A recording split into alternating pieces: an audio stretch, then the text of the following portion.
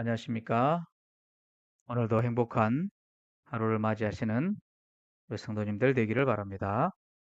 오늘 말씀은 제3일차로 형통케 하는 기도, 능통케 하는 기도라는 제목으로 함께 말씀을 나누겠습니다.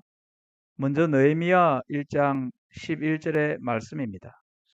주여 구하오니 귀를 기울이사 종의 기도와 주의 이름을 경외하기를 기뻐하는 종들의 기도를 들으시고 오늘날 종으로 형통하여 이 사람 앞에서 은혜를 입게 하옵소서 하였나니 느헤미야는 이스라엘의 성전과 성벽을 종들을 보내어 살피게 한 후 그 보고를 받고 하나님께 올리는 기도입니다. 오늘날 종으로 형통하여 이 사람, 즉 바사왕 아닥사스다 앞에서 은혜를 입게 하옵소서라고 기도합니다. 오늘 말씀을 청취하는 모든 기도의 성도들에게 하나님께서 형통케 하여 주시기를 간구합니다. 시편 5편 1절로 3절에 나오는 말씀입니다. 여호와여 나의 말에 귀를 기울이사 나의 심정을 헤아려 주소서. 나의 왕 나의 하나님이여 내가 부르짖는 소리를 들으소서. 내가 주께 기도하나이다. 여호와여 아침에 주께서 나의 소리를 들으시리니 아침에 내가 기도하고 바라리이다. 여기서 다윗이 여호와께 기도하고라는 이 기도한다는 말은 히브리어로 아라크라는 말로 문자적으로는 정리하여 두다. 이 단어는 창세기 22장 9절에서 제단 위에 나무를 배열하는 것과 출애굽기 40장 24절의 말씀을 통해 상위에 진설병을 정렬하는 것을 일컫는 용어로 사용되었습니다. 시인의 기도는 일종의 잘 준비된 아침 제사였습니다. 그것은 생각 없이 아무렇게나 드리는 제사가 아니었던 것이죠. 우리는 시편을 기록한 다윗이 기도할 때 잘 준비됨으로 올렸던 것처럼 오늘날 하나님의 성소, 성전, 교회는 잘 준비되고 진실된 기도가 필요됩니다. 이것이 곧 하나님께서 기뻐 받으시는 간구의 제사, 기도의 제사입니다. 창세기 22장 9절에 제단 위에 나무를 배열하는 것, 그리고 출애굽기 40장 23절에 상위에 진설병을 정렬하는 것은 마음으로만 이루어지는 것은 아닙니다. 그 일을 위해 나무를 정성껏 준비해야 하고 진설병을 거룩함으로 예비해야 합니다. 우리의 기도도 마찬가지가 아닐까 합니다. 기도는 마음으로 원하고 바라고 소망만 하는 것이 아닙니다. 그것은 마음이 진정 원하는 것을 행위로, 간구로 나타나야 하는 것입니다.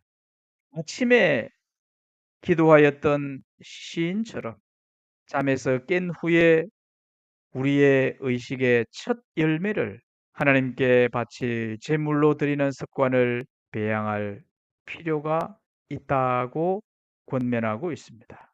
우리의 인생과 삶이 다양하고 변화무쌍한 가운데 있지만 우리가 올리는 기도는 엄격히 구별되고 지속적으로 끊이지 않고 올리는 것이 필요됩니다.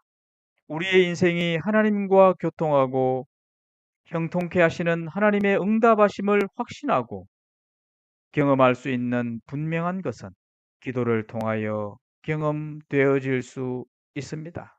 그러므로 저와 우리 기도회의 성도들이 형통케 함을 받을 때까지 기도하기를 쉬지 않아야 하겠습니다. 복음교역자 255페이지에는 목회와 교회의 성공을 위해 이와 같은 권면의 말씀이 있습니다. 하나님의 기별을 전하는 자들이 그 일에 성공하고자 하면 반드시 하나님과 함께 오래 머물러 있어야 한다. 한 번은 어떤 곳에서 이웃에 사는 신자들이 의 목사의 성공하는 이유에 대하여 여러 가지로 이야기하는 것을 한 늙은 부인이 듣고 있었다. 그들은 그 목사가 재능이 많은 까닭이라고도 하고 설교를 잘하기 때문이라고도 하고 또는 그의 행실이 좋기 때문이라고도 하며 여러 가지로 이야기하였다. 그때에 그 늙은 부인이 나서서 말하기를 그런 것이 아닙니다. 제가 그 이유를 말씀드리지요. 그분은 전능하신 하나님과 매우 친한 때문입니다라고 하였다. 그렇습니다. 하나님은 자신과 친한 하나된 사람을 능통케 하십니다. 하나님을 가까이 하는 자는 하나님의 인도하심과 형통함을 경험할 수 있는 것입니다. 하나님은 어느 누구를 특정하여 사랑하거나 복을 주시기로 작정하지 않으셨습니다. 하나님은 그분의 특별한 백성을 사랑하기도 하나 그렇다고 이방인이라고 배척하거나 버려두기를 즐겨하지 않으십니다. 그러나 하나님의 백성이 기도하기를 기뻐하고 즐겨한다면 더 많은 축복을 내려주시는 것은 매우 당연한 것이기도 합니다.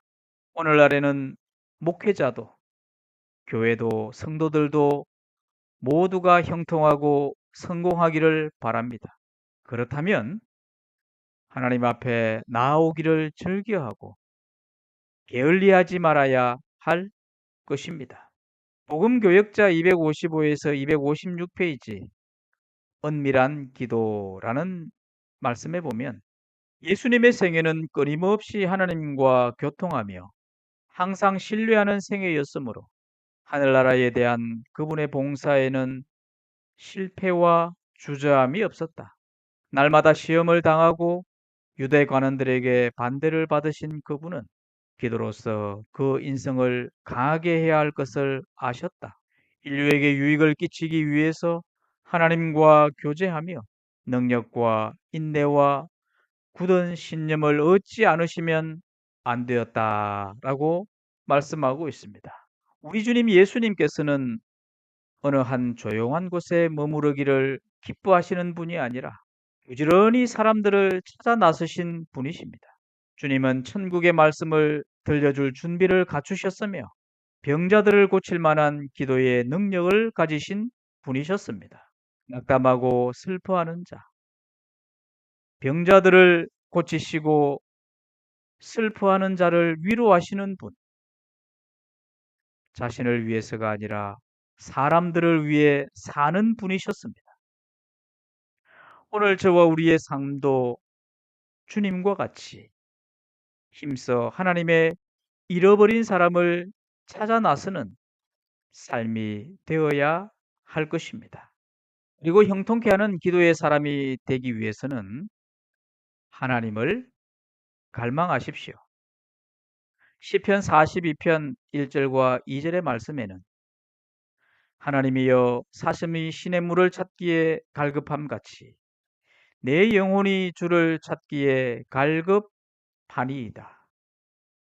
내 영혼이 하나님 곧 살아계시는 하나님을 갈망하나니 내가 어느 때에 나아가서 하나님의 얼굴을 배울까?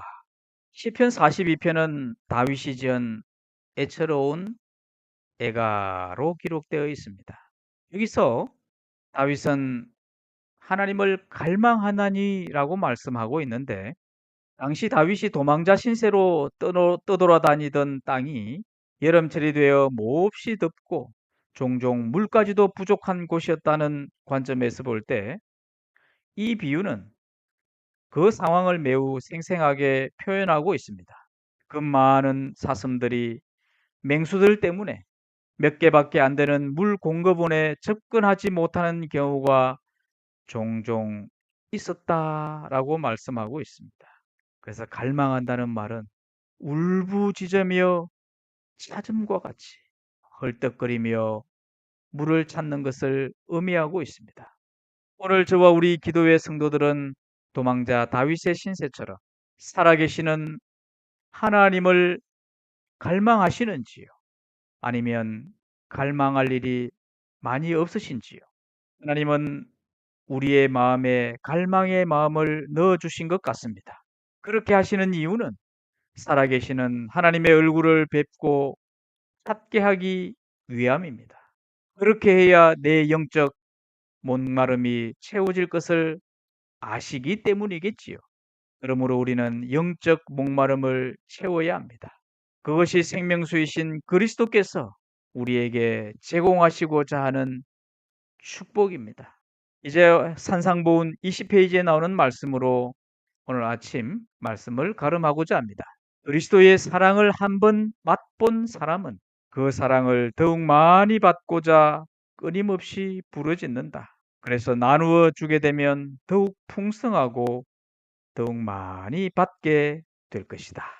그리스도의 사랑을 깊이 맛보게 됨으로 말미암아 저와 오늘 기도의 모든 성도들에게 형통케 하시는 기도의 응답을 받게 되는 우리 모두가 되기를 바라면서 오늘 말씀을 마치겠습니다.